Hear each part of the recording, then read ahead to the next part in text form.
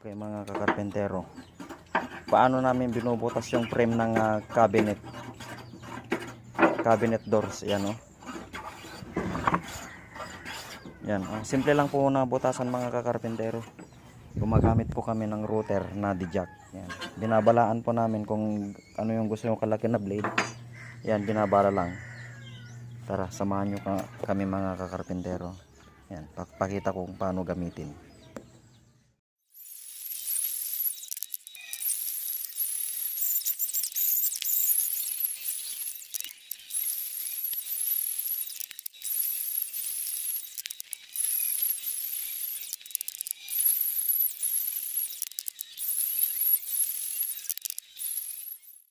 Okay, mga kakarpentero, ayan o. Kadali lang mga kakarpentero. Hindi na kami gumagamit ng pait o kaya drill. Yan. Mas magaan pa na gamitin yung router. Ganito po namin ginagawa yung mortise. Mortise kasi ang kwan nito. Dito papasok yung tenon. Yan. Ito, gagamit lang kayo ng D-jack na router. Yan.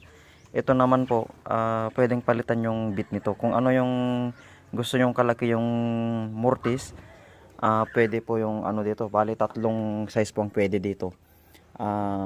Ito pong router na to, 1/2 drive po ito. 1/2 drive yung kaya niya. Kaya yung dormer na 1/2 kaya niya.